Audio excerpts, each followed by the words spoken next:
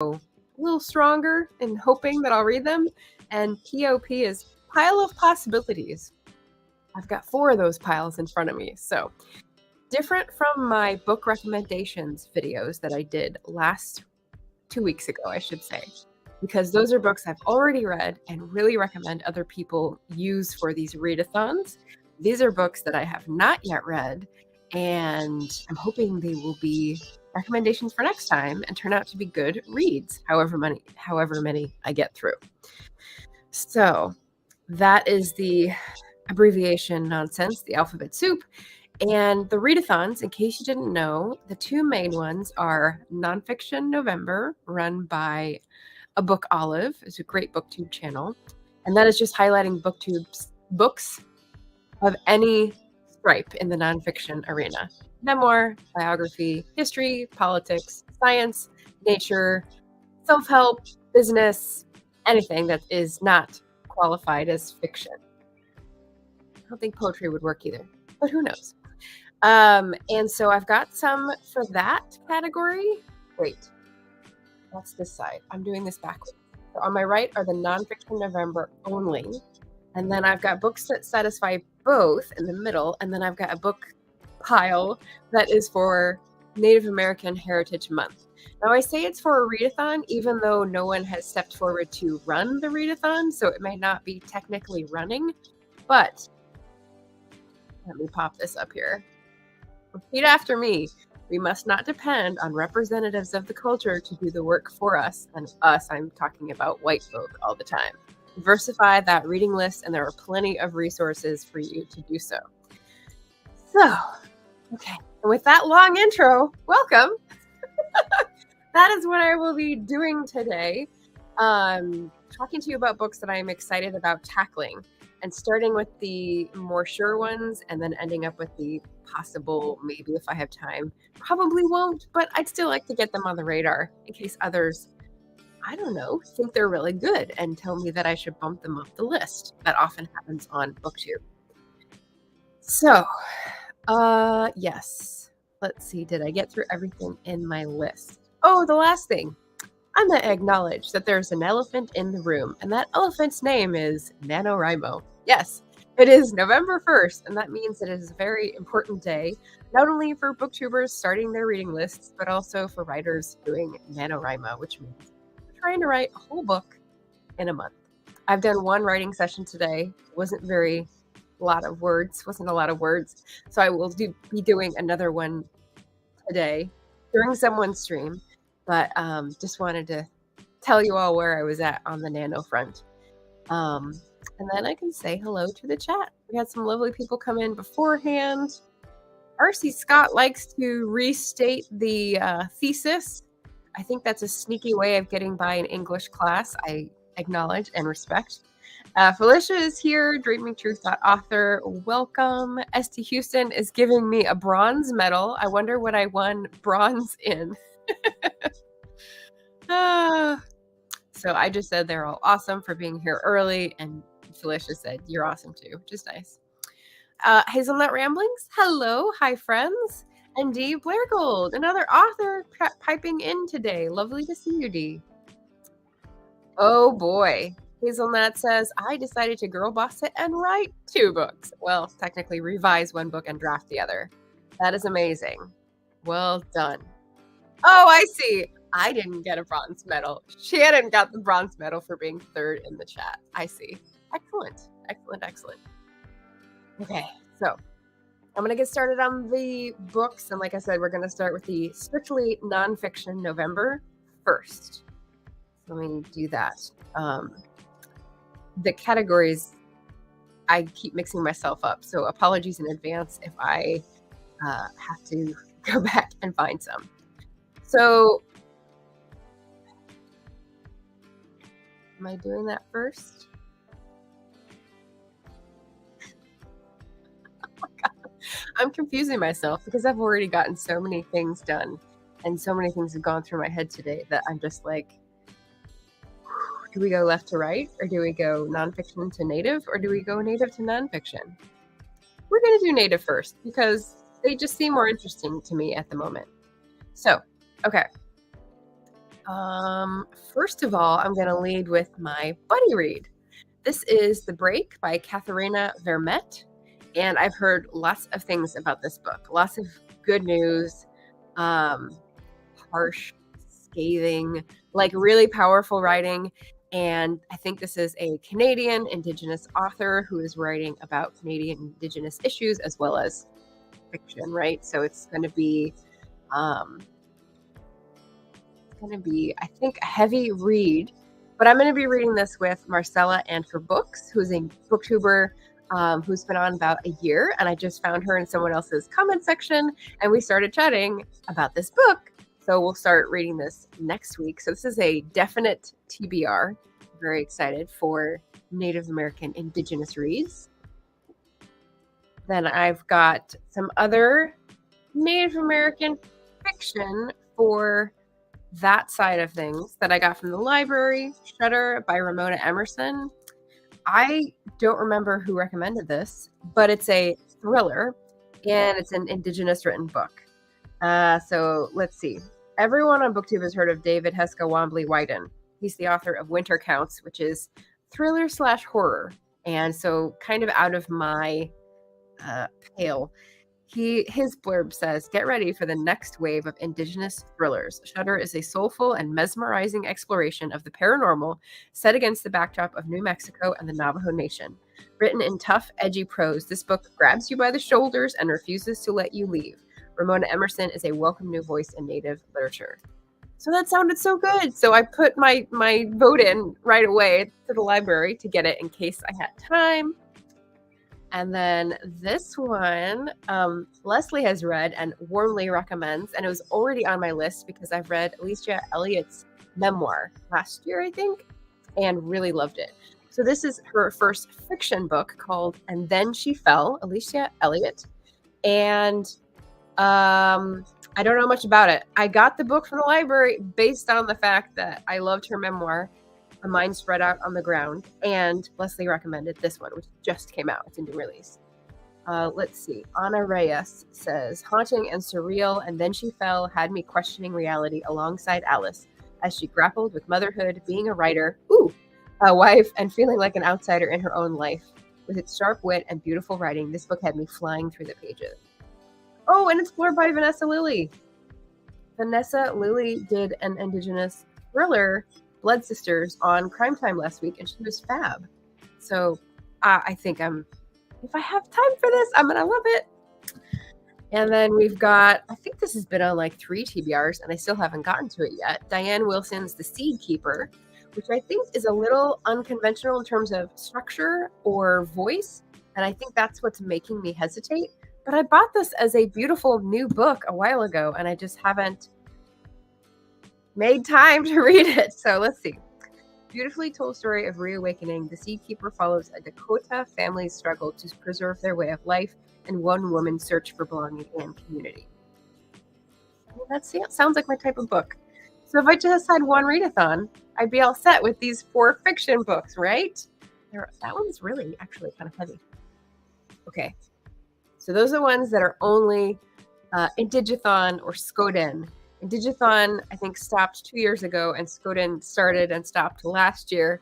And they were both really fun community events that were on Bookstagram and Booktube, and a lot of goodwill. So like, I'm just continuing the effort to read new Indigenous authors, even if those creators are tired of carrying the torch. That is totally fine.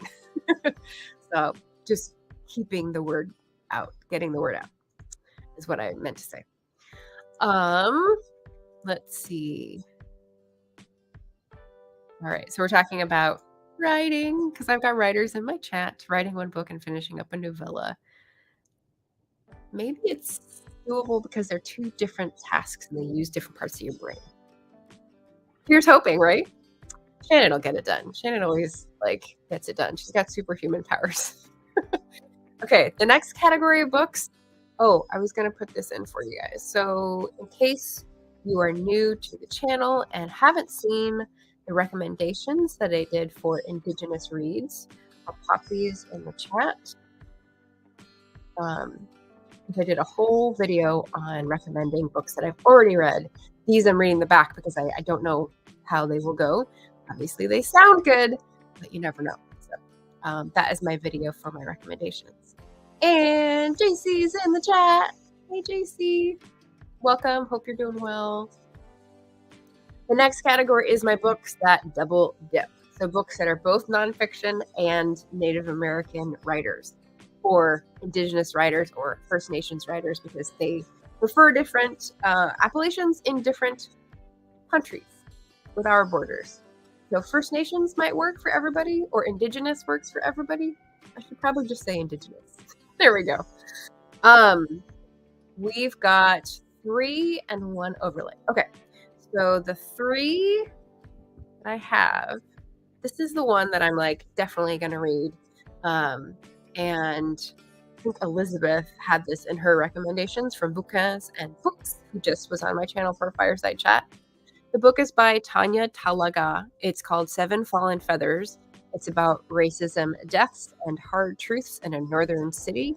And it is nonfiction, basically investigating a spate of crimes that happened in northern Canada in an area that is, I don't know if it's majority Indigenous, but definitely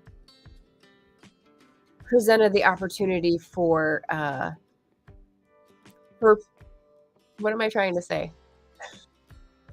It's a much more desolate place, and there is a lot fewer people with eyes on the street, I would say. And so there's a lot of opportunity for things to go on without being seen.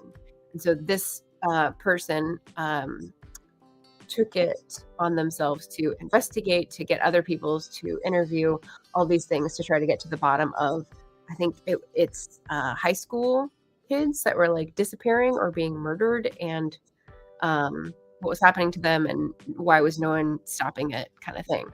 And like really heavy. So Elizabeth says, yes, it is a very heavy topic, and I may have to like put this down and take it in breathers. Take it in tranches and take breathers, I should say.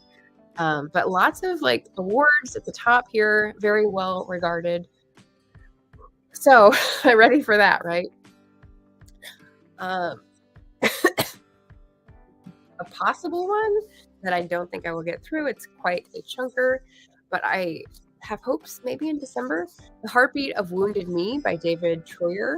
So this is like, I want to use another title, The Indigenous Peoples' History of the United States, but like of Turtle Island, of North America.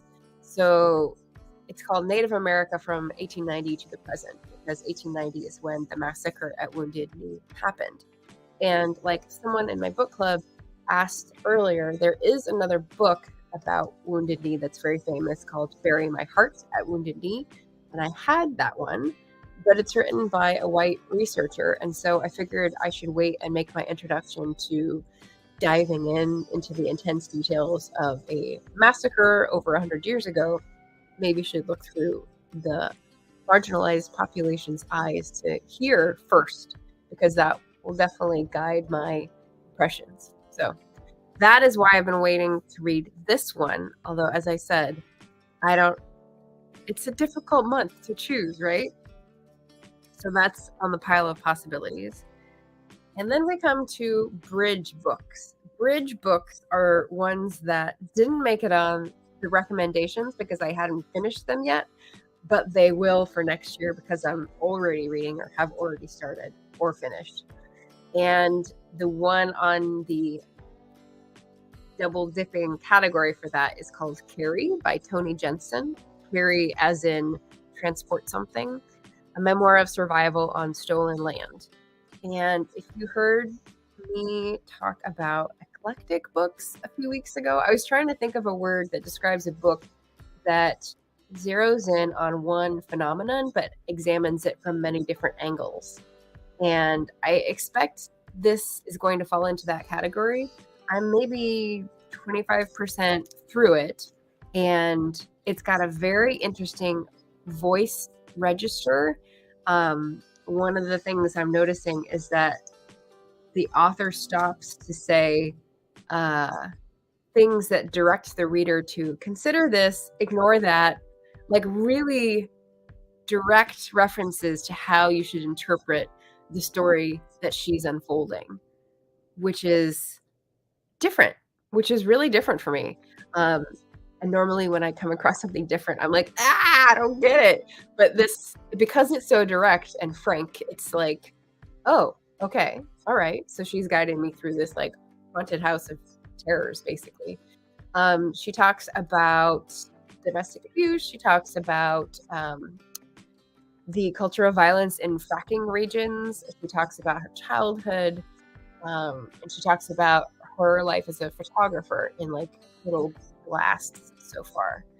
So I'm not sure what the main focus of the book will be, but I am really enjoying it in small bites because, again, heavy topics and really interesting approach. So I really like that. But that is a double dip and a bridging book.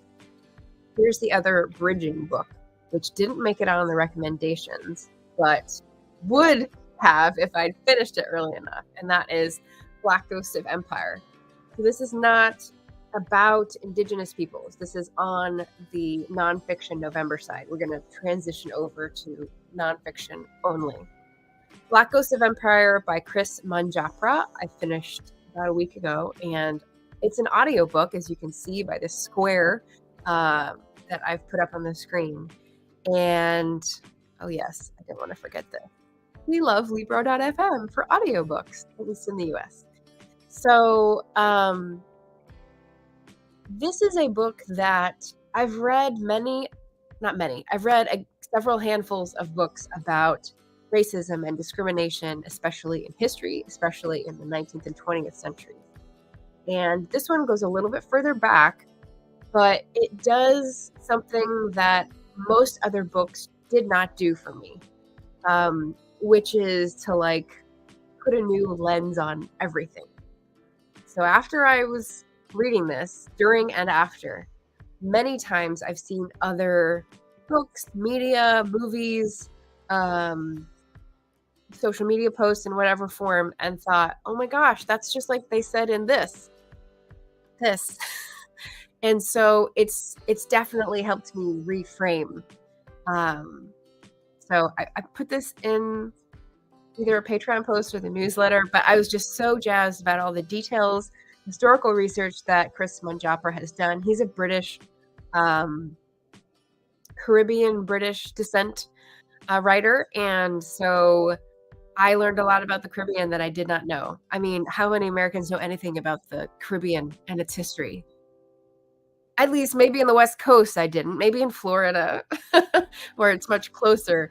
But no. And so the colonial history and the transition from slavery to whatever came after slavery and all these different instances was different in small ways in each of the empires that were relinquishing control of the institution of slavery. And this book goes over Spanish Empire, British Empire, French Empire, and American, and how slavery transitioned into something else and how it wasn't really freedom yet. But the ways in which that happened. Oh, I wanted more. It was so good. So this I would definitely recommend. I finished it, and it's from 2022. I want more people to talk about it. It's so good. So yes. Okay. And now the other overlay. I guess I'll just do the other overlay for nonfiction. Sorry, this is all mechanics. You guys are like, we don't care. Okay, so nonfiction are Migrant Souls by Hector Tobar. So this is another book talking about racism in history, but this is for Latino populations. And I'll use that to include the most inclusive umbrella of populations that have Spanish-speaking parts because they were colonized by Spain, but also the mixed heritage groups with Indigenous that have been lumped into that category for some reason. I look forward to learning more about this in this book as an audiobook. it's been very well received. I hear a lot about it on the social media front. So I'm excited because this is one that I think growing up in California, I have witnessed a lot of things without knowing that I'm biased in certain ways. And so hearing about the history of Latino populations outside the US as well as inside the US, and differing experiences for different nations and different freedom struggles and all that stuff will be really interesting. So I'm excited. This is another like really solid TBR going to read on audiobook. So excited for that one. All right. And then I think I go back to hardcovers or paperbacks, physical books. That's what I meant. Let's see. I'm going to catch up on the chat here. We said hello, hello. And then JC says, can I just say that I love that your reading picks are always so versatile.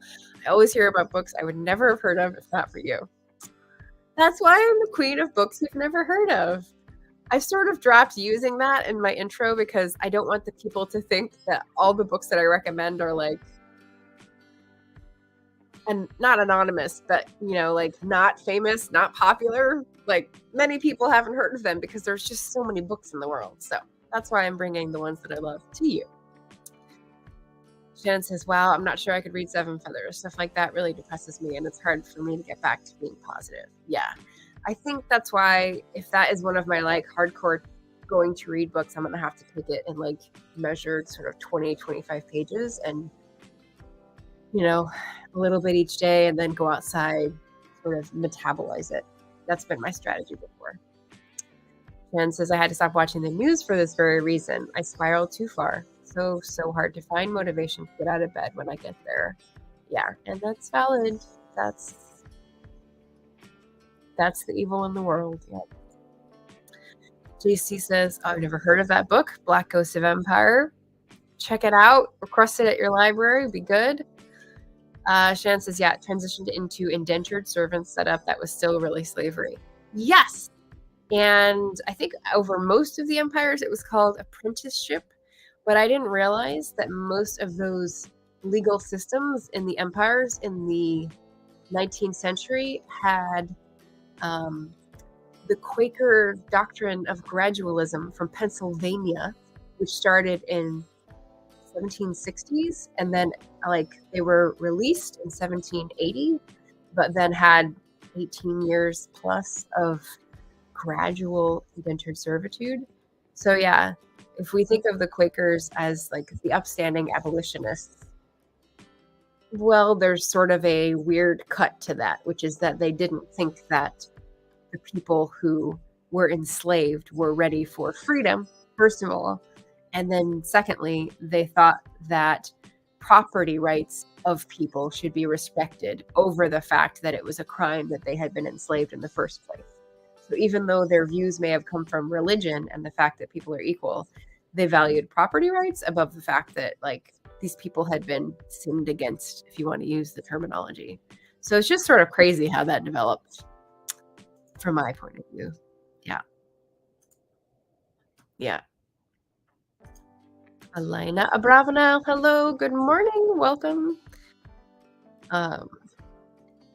Jordan Mahoney, hello. I would say the same team, Margaret. You're reading books that I would not have heard of as well, and history, so I would not have heard of them. Yeah, I know some people don't like history, but it's sort of my thing. I love reading about it. And Jordan also says, when you have had fireside chats with people from your book, I always cook for you by your fireplace with an actual fire. Nice. So when we're doing creative exercises for my fireside chats, which are down to 2 a month, and there will be one next on November 10th, Jordan is apparently cooking by an actual fireplace, which is just delightful to imagine. So thank you, Jordan. Shannon says, I used to cover this indentured servitude in my college English class with Jamaica Kincaid's Girl. See, have I read Jamaica Kincaid? I think I have one of her books on my shelf, and I haven't read it yet. But I haven't heard of Girl. I think I have a different can't remember the title, but the name is definitely familiar to me. So, oh boy, if that's what it covers, that should be an interesting read. Jamaican Kincaid was in this system when she was brought to the US as like a teacher for a family. Oh, wow. JC says, if I went back to school to get another degree, it would be in history. I love history. Someone's on my side.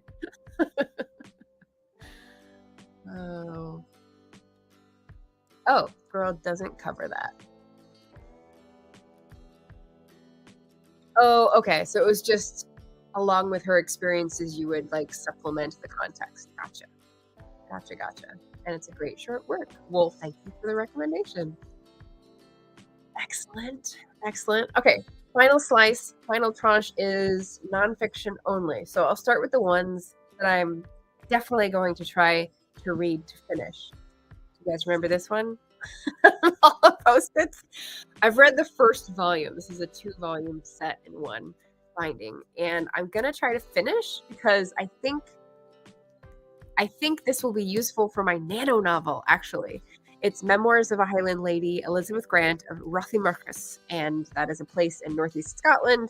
And she was writing this in the 1840s, which is the setting for my Nano novel.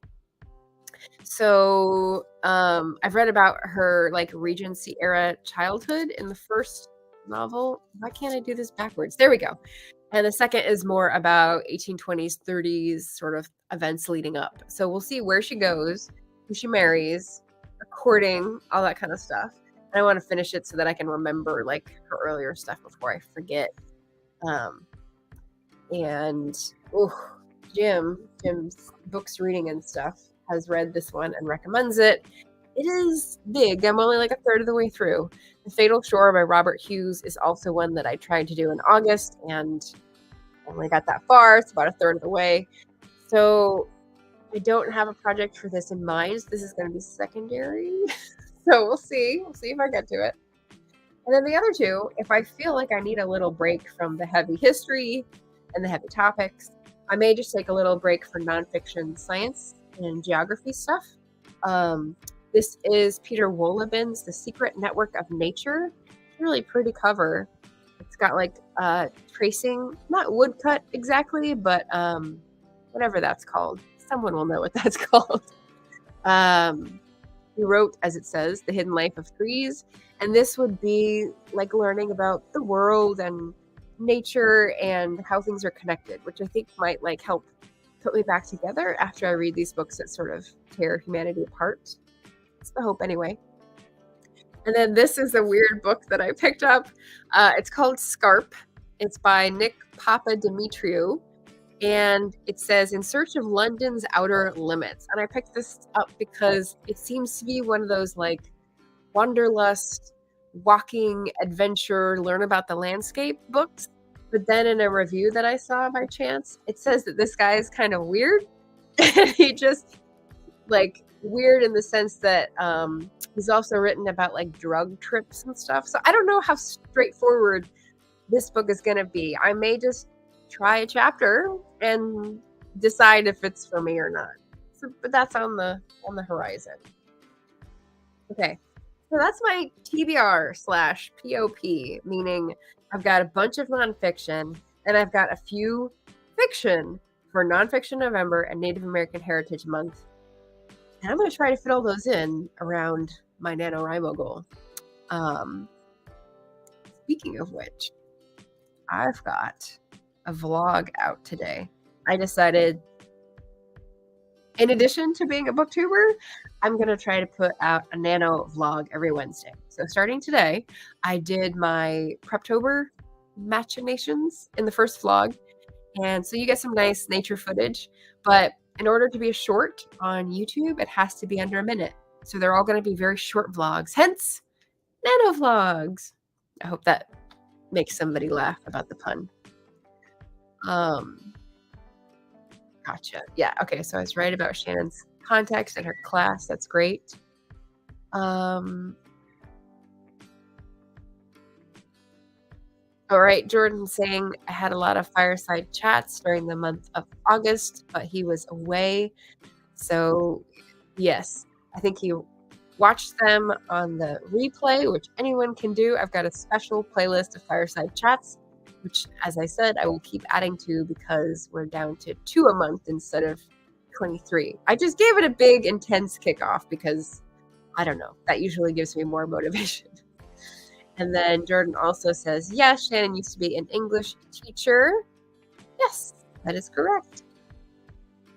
RC also has a book out. Very smooth, very smooth. Yes, so if you're in the mood for horror, we had a Halloween book release from RC Scott, and you can check that out on Amazon. I've got my link to the vlog out today. JC says, I watched it and it was great. There's a special appearance by a plot bunny, which I'm taking to be a good sign that this Nano is going to be very winnable. Hazelnut says, it took me a second, but I got it. Yeah. Right? Nano vlog, Nano Rimo. I don't know. So, yes, lots of things going on this month. Oh, that is the perfect temperature. All right, half an hour of hot tea sitting is the perfect temperature.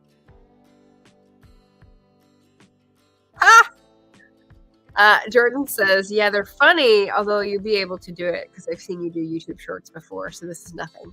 It's not nothing. I will tell you, Jordan, it took me 2.5 hours last night to do that 1 minute clip. So, yeah, I haven't streamlined the process, but we'll see what I come up with next week. I think I sort of missed the flow of things. There's a lot going on when you're trying to do a TikTok video that also works for YouTube because the sound for one works but not for the other. They cut out all the sound. Anyway, we'll figure it out. We will figure it out. This is what this month is going to be for, figuring out the vlogging process and if I want to like continue with it. I tried out the fireside chats and I like that format, so I'll continue with that. We'll see about vlogging this month. I think that is everything. So thanks you guys for being here and tuning in. Let's see. Okay. I'm just trying to check my banners. I don't have a sign out banner. So I will do what I'm not supposed to do and say like, comment, share, subscribe, which is what's on the banner in case you can't see it.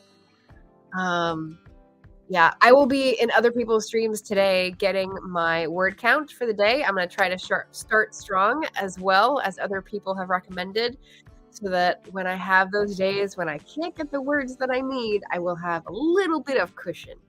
A little bit. But if that is you, I will see you in the chat and maybe I'll even be on your stream. So thanks for being here on my channel and I will see you out there on yours. Bye.